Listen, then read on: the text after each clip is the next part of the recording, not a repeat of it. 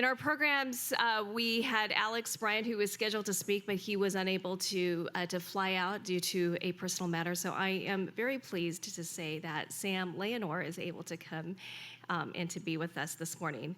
So Sam is the Administrative Director for Spiritual Care for Advent Health in Central and Southern California. And he's previously spent over 20 years in ministry as chaplain at La Sierra University. So here's some unverified facts about Sam that I found out via Google, and now you can verify it if you want. You love pour-over coffee? Okay, so this is true. And now I actually want to nerd out a little bit. I want to know what your bean-water ratio is, whether you're like 16-1, 15-1, or 14-1. Also, what's your overall pour time? The reason why I bring this up is because my cousin introduced me to pour-over coffee probably about a year and a half ago. And although I love my Nespresso machine, and it's just so easy to pop in a pot and just sort of brew myself a cup of espresso, there's something very ritualistic and even something very spiritual actually about a pour-over coffee. Because it really hits all of your senses, right? So you open the beans and you smell the beans, and then you have to measure it out. And I know this sounds really ticky-tacky, but you gotta have the ratio right. And then the water temperature, right? And then you pour it over, you bloom it, and you have to wait. It's a patience. And these are all lessons that I actually take with me in the morning. Am I using my senses? Are my senses awake? Am I fully present? Am I being patient? But it's not just patience, because you can't wait forever. You have to actually time your pour. So as I'm timing my pour, I'm also cognizant of time and making sure that I'm being accountable to my time, but also other people's times. So I don't know, that's just my thing about coffee. You've also eaten boiled silkworm and tarantula? You went deep into the internet. Deep into the internet. Well, this is just, Google. And also, you were born in Puerto Rico. You have a deep connection to Adventist healthcare, actually at the hospital at Hospital Bella Vista. And for the past few years, you've been working with Alex on a very important project of connecting theology to what we do in healthcare. So without any further ado, please welcome Sam.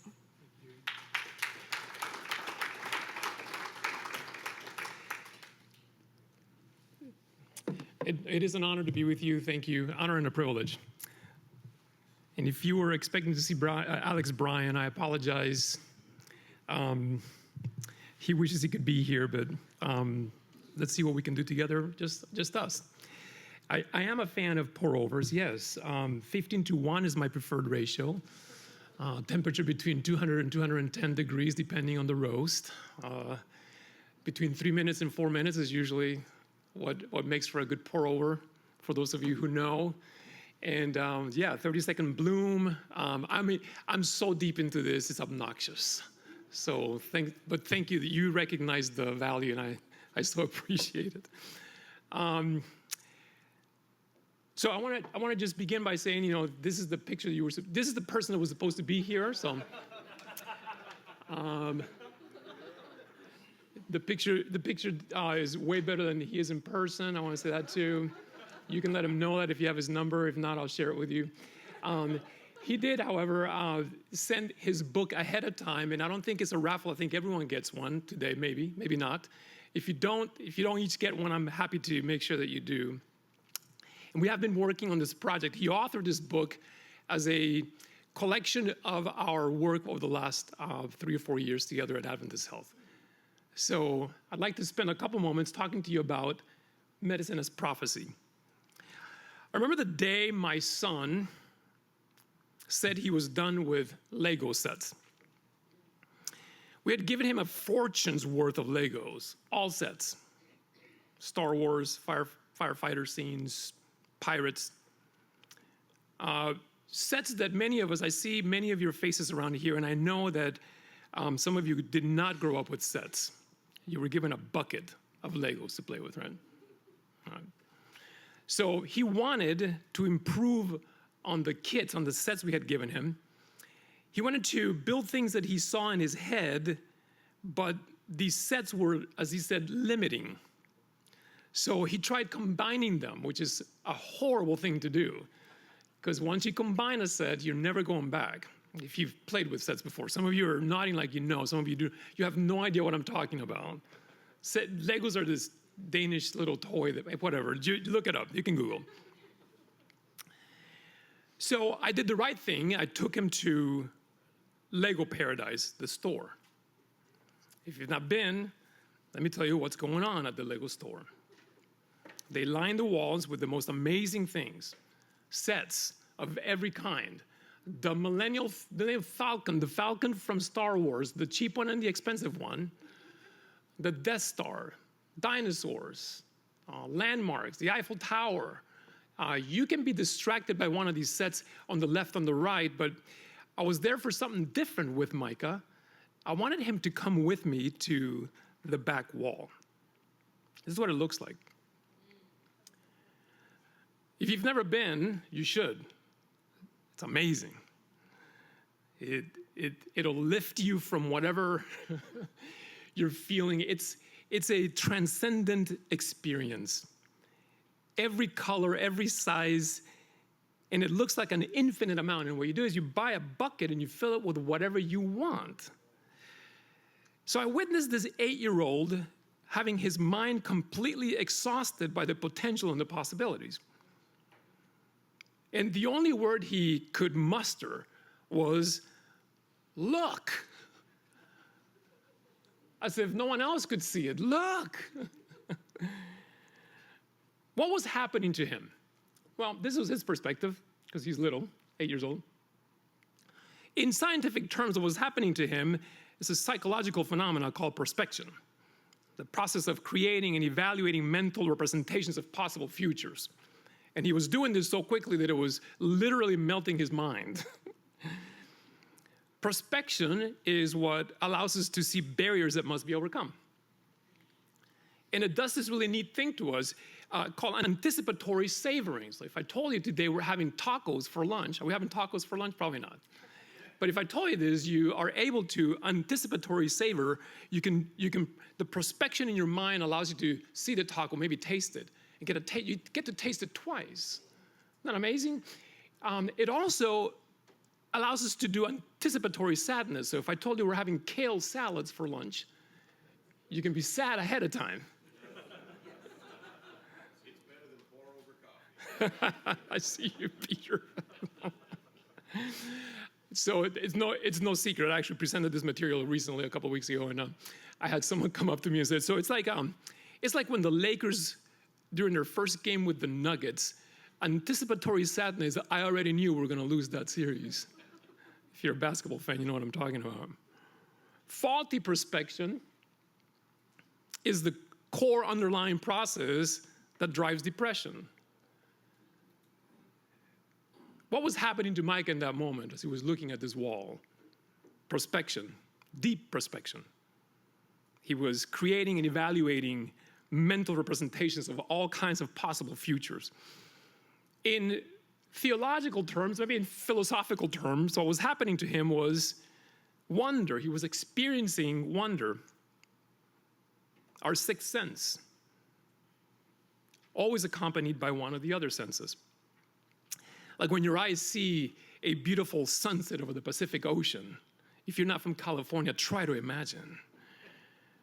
Or when you go on a hike in the Mendocino coast in California with the giant redwoods, try to imagine if you're not from California.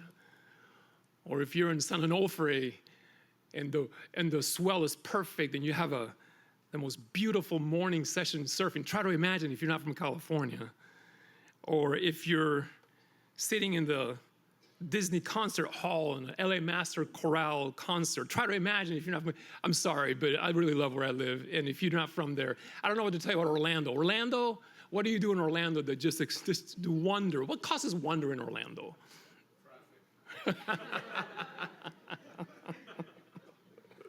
Or Barron Springs. I know some of you from Barron Springs here. Or Washington, D.C. I don't know what happens there that causes wonder, but whatever it is. Cherry blossoms, thank you. Wonder. It was like Micah had been released from a world afflicted with myopia and given a prophetic vision that transformed his world. And since that moment, there's always been life before and after the back wall. The last words in the Bible are words written by John, a man who was shown the back wall. He saw a future so amazing, he used words to describe it that, if we're honest, we are still trying to fully understand. Then I saw a new heaven and a new earth. For the first heaven and the first earth had passed away, and there was no longer any sea. I saw the holy city, the New Jerusalem, coming down out of heaven from God, prepared as a bride beautifully dressed for her husband. And I heard a loud voice from the throne saying, "Look!" The same word that Micah uttered when he saw that wall. God's dwelling place is now among the people, wonder, and he will dwell with them. They will be his people, and God himself will be with them and be their God. Here comes prospection. He will wipe every tear from their eyes. There will be no more death or mourning or crying or pain, for the old order of things has passed away. No disease, no hospice care, no death, everyone cured, all healed, all discharged, no readmissions if you're an administrator, all whole, all bodies made whole. And this vision, that future, is our great hope, our great prophetic hope. And what does this have to do with medicine today? Well, as Michael Gorman puts it, it is a glimpse into God's future that summons us to bear concrete witness to it now. It is a glimpse into God's future that summons us who do healthcare to bear concrete witness to it now. What does this mean? Maybe it means that every clinical interaction is a statement about our great hope, that every medical interaction is a prophecy seminar. And what does it look like for us to practice prophetic medicine with wonder, with deep prospection? I'm going to suggest 3 ways, although you can imagine 100, 200, 1,000 ways. But I'm going to suggest, since I have the microphone, I'll suggest 3 ways. And there is no time for Q&A later, so when I'm done, we're done. I walk away. I'm joking. You can ask questions after I'm done. Number 1, it means that we care for communities, not just individuals. John saw a holy city, not rural estates, everyone with 100 acres, space and distance. As my flight was landing yesterday here, there was an endless horizon of farms, open green spaces, no concrete anywhere. And I had a thought, where do people park? Where do people skateboard here? I saw the holy city, says John, people living together. And even though we live on a planet where every day we discover new levels of complex interconnection, and even though we are increasingly aware that we're created and designed for interconnection, we struggle with this vision because we want the rural estates and everyone with 100 acres. There is this gravitational pull away every day, we experience it, from our design towards the absoluteness of the individual, as Alex puts it in his book. And this is especially a problem for us Westerners. Timothy Keller put it this way. He called it a blindness that is the most difficult to heal because it tempts us to frame everything we do, every decision, in terms of our own self-interest. And it affects everything. How we live. My son's moving out of the dorm at Southern this last week, and he calls me and he said, next year I'm not living in a dorm anymore. I want to live in an apartment. I said, well, that's great. First of all, why? He said, I need space. I'm done sharing a bathroom, sharing a room. And so that's great. I hope your summer job gives you the means to achieve that lofty and worthy goal. He's done with the dorms. And as he gets older and has more means, I'm sure he's going to want more acreage, and eventually he'll want one of those rural estates with 100 acres space, with nowhere to park or nowhere to skateboard, but he wants the space. It affects the way we work. It affects the way we travel. Yesterday on the way here, I prayed for the middle seat to be empty. Anyone else? It affects our politics, even music. Everyone on the plane yesterday had headphones on. For all of human history, up to about 150 years ago, we had to listen to music together, communally. Now everyone has headphones and they can access every piece of music ever written and recorded in the history of humankind through their, what is that device called? The iPhone. The iPhone.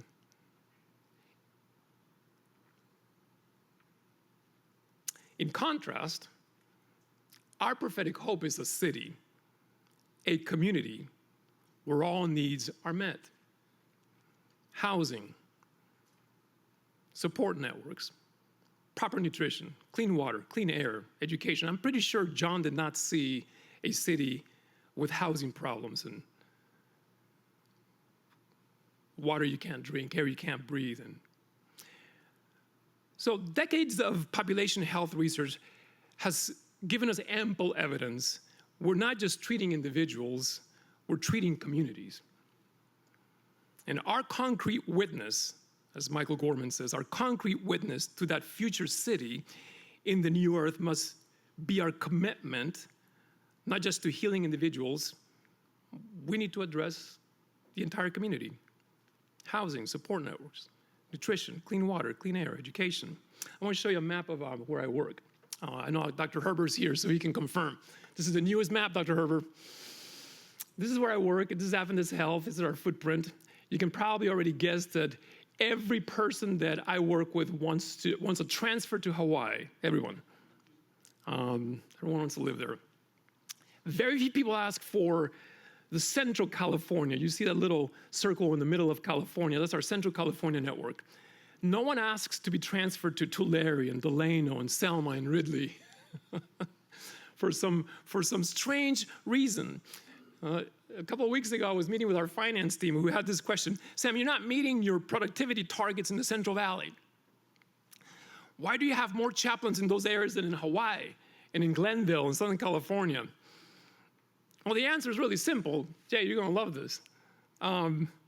Those are the communities where we serve migrant communities. And our chaplains get calls outside of the hospital continuously. For what? For enrolling kids in schools, help with housing problems, help with employment problems, emergency rides. And all of our people, all of our chaplains are involved in organizations addressing disparities and addiction problems and mental health problems. And so much of their work is outside of our walls that's why we're not meeting our productivity targets. Because our people in those communities are caring for everyone. They're being concrete witnesses that the city of God has all of these needs met. Grace, thank you for I was born in Puerto Rico, but I was months old when my parents moved to Nicaragua, to this community right here, where I grew up. This is La Trinidad, Nicaragua. Anyone been there, La Trinidad? Oh, you have? Okay, excellent. Someone can check my work. I grew up in this community.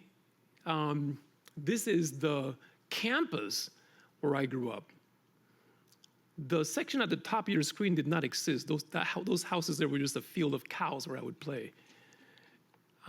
When we first moved there, the largest structure was the hospital that had been built a decade before we got there. And during our time there, my mother established a nursing school, which is the structure, this one right here, I'll show you. this is where my house, where I grew up, right here. This is my house. The school was built, the nursing school and the elementary school where I attended was built sometime while I lived there. And about a decade after all these buildings were built, the community built a church, which is visible on that red roof at the top of your screen. I think we had as Adventists this humanitarian impulse. And we go to a community, and like Jesus, we heal first. And then we teach. We built a school. And then we worship together, eventually. When people ask, what's the reason? What motivates you? Then we can sit in a worship space and explain what motivates us. I've got a couple of friends who I grew up with who I've seen since then, and they offered this critique, and I know I'm going to make it really sensitive here, but I'm going to say it. I asked them, so how's it going now? And they say, well, mostly now the missionaries show up with fancy screens and graphics about how the world ends. And in those days, they built a clinic first, and then a school, and then we worshiped together. N.T. Wright says the Word became flesh, and we have a tendency to turn the flesh back into words, words of comfort, words of wisdom and encouragement, but what changes the world is flesh, words with skin on them, words that hug you and cry with you and love you. It is a city that John sees, a holy city. Second observation is that our gates must be open. What does it look like for us to practice prophetic medicine? Our gates must be open. Revelation 21:25, later in this vision that John is seeing, on no day will the gates ever be shut. Last month, Dr. Herbert can confirm this too, we acquired 2 hospitals. It was kind of a rush deal, so we're all trying to still catch up to this in San Luis Obispo. I think I showed you the map. Let me go back one to the map. Yeah, to San Luis Obispo and Templeton, the communities there. Beautiful space, beautiful places. And I've already gotten several requests. It's now top of the list, Hawaii, and now San Luis Obispo. Everyone wants to transfer there. So I went to visit this last Tuesday to hold some conversations with some other employees and see what the need is there and how we're going to build our spiritual care team to serve that community. They've had none. They've been owned for a for-profit organization for some years, and so when I would ask them, "What's your spiritual care here? How do you address the emotional and spiritual needs of your patients?" They said, "We don't. we call Stan." The name of some community person who sometimes comes and attends to this, some retired philosophy professor, and sometimes we call a priest, but otherwise there's nothing. When I explained that we have a commitment to 24/7 care, 365 days a week, I saw tears around the table. They could not fathom that. And then the questions began to arrive in every session I held. Do we have to convert to work here? Do we have to be Adventists? I said, yes, you do. No, of course not. Are you going to replace us with Adventists? No. The best question is the coffee and bacon question. Are you going to take the coffee and the bacon away? There's such high anxiety about that. Is this really your first concern? For some of them, it was. What does it mean for them wearing their new badge? What does it mean for us to have our gates open to them? The question we don't often ask is, what does it mean for us? In what ways will we need to adapt? A very observant and very astute person who sat in one of our sessions, our listening sessions, emailed me later and said, I hope you remember Acts 15. as you move into our community. That's all they said. If you know what Acts 15 is about how the Christian movement grew outside of its confines in Jerusalem, and then they encountered the first issue, which is that surgery that everyone had to supposedly have, and they decided not to require that surgery. This person knows, are you going to require us to have the surgery? What does it mean to have our gates open? How will it change us as we grow into this community? In what ways do we need to adapt? On no day will the gates ever be shut. Some years ago, I was called to the hospital by a nurse who said that one of her patients was dying, and we have this policy of no one dying alone, this practice. So it was late at night. She said, "Can you come?" I said, "Absolutely, I'll be there in a few minutes." I got there, I visited the nurse's station, and she said, we have literally probably a few hours left. His name is Ken. He has no loved ones, no family. He's been here for a couple of weeks and no one's visited him. We have no one to call, so I went to his room. He was not conscious. He was in that stage of dying where the breathing becomes labored. So I sat holding his hand for a long time, and eventually I decided to speak to him. I said, "In the last moments of your journey, Ken, your journey on this planet, I want you to know that you are loved, that God sees you, that God is with you, that you're not alone. Go into your rest in peace." And I walked out thinking, how sad to die alone. A week later, I got an email, and I'm going to actually read it to you verbatim. To Sam Leonor, "This is Ken. Surprise.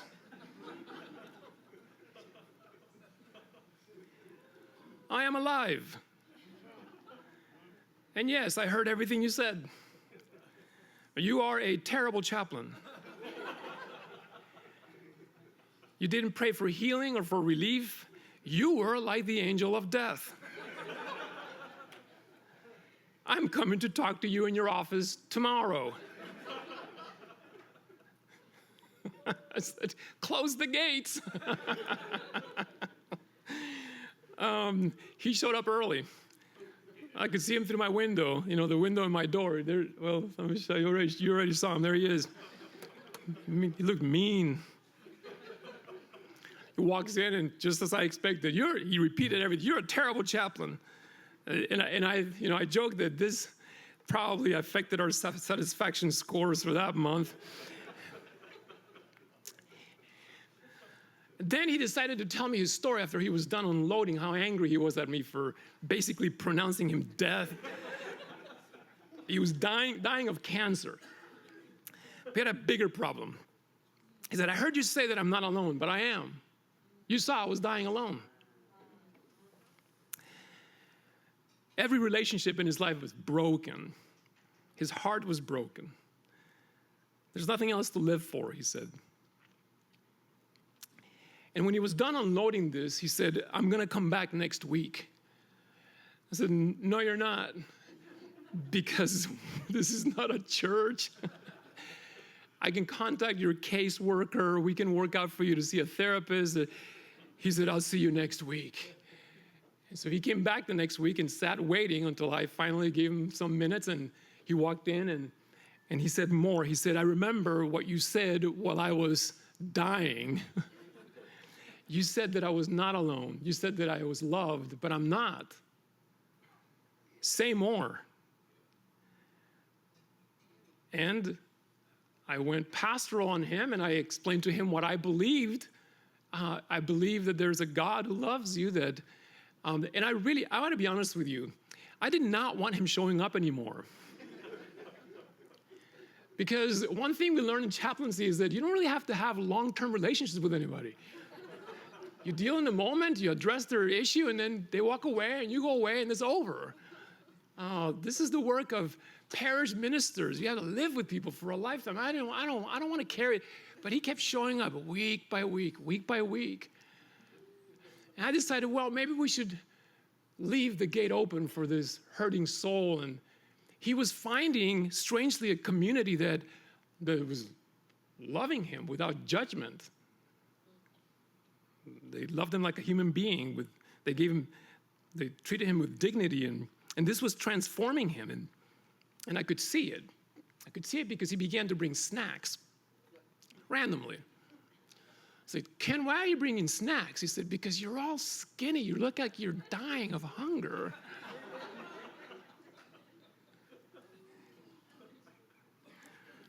So for months, fruit from his orchard. When he couldn't bring food, he would bring gift cards from grocery stores, and he became a fixture for a year. And then he died. He really died this time. This time surrounded by friends and family. He asked me before his death to officiate at his memorial. And he wrote this extensive, this long epistle to be read. I'm not going to bore you with any of this. I just want to read you the section that I love. He wrote, "To the terrible chaplain and his skinny friends. Despite your many prayers, looks like I am not going to be cured. But good news, I am healed.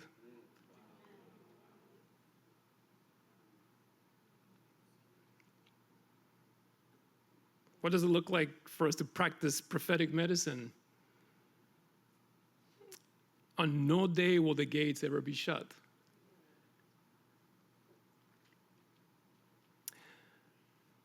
What does it look like for us to practice prophetic medicine? We never accept things the way they are. When Micah stood in front of that wall, no longer bound by the prefabricated sets, the Lego sets, he could imagine and build anything, and he was never satisfied with any set ever again. To this day, he will not play with sets. He refuses to go to places like IKEA, for example, because he knows whatever I buy at IKEA, that Ingvar table, I cannot convert into shelves. If you don't know what IKEA is, maybe I'm in the wrong place. You buy sets there and you build whatever they tell you you're going to build. He doesn't do that. He goes to Home Depot and he buys wood and he builds what he wants to build. It transformed his life. Now, the sets can be helpful, but they can also distract us and prevent us from seeing what is possible. They can preoccupy us with strategies for the present. Sometimes we need visions, as Willimon puts it. I love how Willimon puts it. He says, we need wild visions of dreams of the future. Like leave behind the sets and do something transcendent and amazing. And he says, we dream not of what will be because we're contented enough with what already is. This is my friend Jason Blanchard. Some of you may know him from the Loma Linda area. He served for the better part of a decade in Malawi as president of the hospital there. He came back about 4 or 5 years ago. We're very good friends. We've been very good friends since college. And so we would get together all the time, dinner. And I began to notice a preoccupation. He would say things like, Sam, did you know that in the country of Malawi, there are no cardiothoracic surgeons? Not a one. And I would say, oh no, tell me more about this. I joke, I was interested, but when this is the only thing he would bring up every time we got together, it began to wear on us. Sam, did you know that in sub-Saharan Africa, the ratio of cardiothoracic surgeons is 1 to 14 million? In other words, there are none. If you have a heart problem, your diagnosis is a dead end. Sam, did you know that if you have the means, you can travel to South Africa or to India to have heart surgery, but no one can afford that, so no one does. And we would go golfing. Sam, did you know that? I'm like, yeah, I know. I know. During the Super Bowl last year, hey, did you know that we know? We would invite new people to see if there was something else we could talk about, but we just waited for it to happen. Sometime during the dinner, Jason would start, hey, and we could mouth what he was going to say to each other. Some of us who had heard it a million times. Did you know 14 million to one person? It was like an obsession. And finally, one day, we decided to have an intervention. So why don't you, you live here now in Loma Linda. The ratio here is way better. No, hey, joking aside, we said, Jason, you either have to do something about it or be contented. But he couldn't. Why? Because he refused to accept things the way they are. This is a picture he sent me last November of the first open heart surgery in Malawi. He finally made it happen. This is the team that he put together. You see him in the back, the big smile? I just love it. It's like, how do you like me now? This is the group of people that received the first open heart surgeries in Malawi. He tells me that he's known Eliza for 10 years, the one in the very front, a mother of two, 32 years old, who will live. He went back late March, early April, and sent me this picture of the same 6 jumping up in the air. Eliza in the corner here, you see her. I'm not a heart surgeon, so I don't know if it's safe to jump like that 6 months after your open heart surgery, but I hope it was. He wasn't going to let it go. What does it look like for us to practice prophetic medicine? We don't accept things the way they are. We don't accept the kits. We are the people who are restless because we've seen the future. We've been shown the future. Finally, we're going to be way ahead of schedule, Grace. Finally, what does it look like for us to practice prophetic medicine? I want to point you back to the words of John that John recorded. Look, God's dwelling place is now among the people. He will dwell with them. To be Adventist, it's in our very name. To be Adventist is to believe in the coming of God, the dwelling of God with us. How do we give concrete witness to a future where God dwells with God's people? I'll explain it through my experience with a student at La Sierra University where I served for 20 years. She was in her junior year of college. In the fall of her junior year, she enrolled in a class that I taught. I required students to write a short autobiography. And through this short autobiography, I learned that she had been mostly abandoned for her entire life. She was bounced around foster care and eventually graduated from the foster care, became homeless. In a horrible, almost unbelievable added injustice, she had been diagnosed with late-stage cancer. I met with her several times, I talked with her several times, and she was understandably angry at the system that failed her, at her body, at medicine for not having the answers, at the world, at God, at the universe. She was an angry, angry person.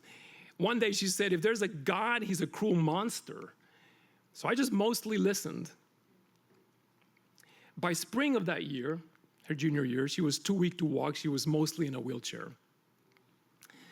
Many of her classmates and people she was going to school with became aware of her condition, and they befriended her, spent a lot of time with her, some of them caring for her.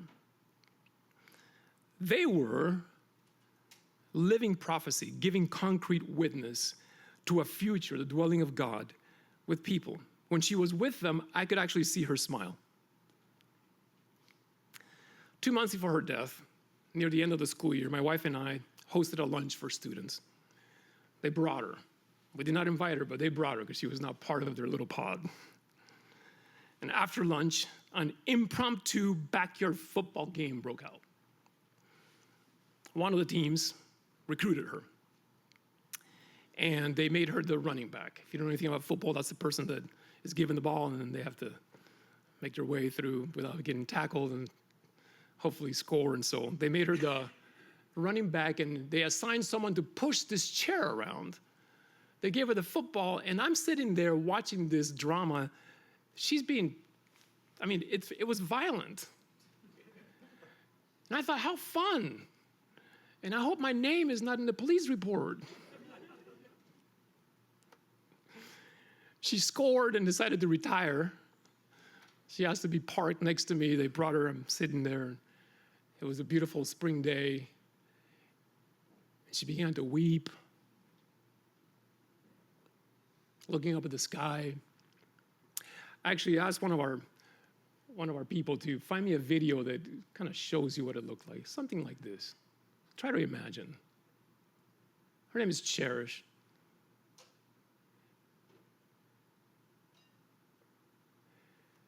And as she's staring up at the sky and the sun, the warm breeze blowing, tears coming out of her eyes, I'm a good chaplain, Jay, so I did not interrupt those tears. I let them flow. And eventually I thought, I need to spend 5 minutes. I just said, are you okay?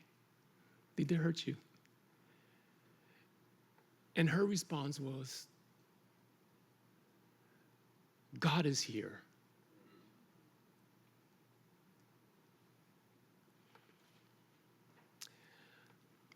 I showed our executives last week this, and then I showed them our logo. No, don't be offended. Our logo is not better than yours. It's just our logo. I found it beautiful that there is a spark coming through. And I hope that this spark means that when someone comes into one of our facilities to have a baby, or when they lose a baby, when they come to our facility and they see our logo, they come for an emergency appendectomy, or when a parent dies here, when they're given a diagnosis that changes their life that feels like a death sentence, but they'll also know God is here. God's dwelling is with his people.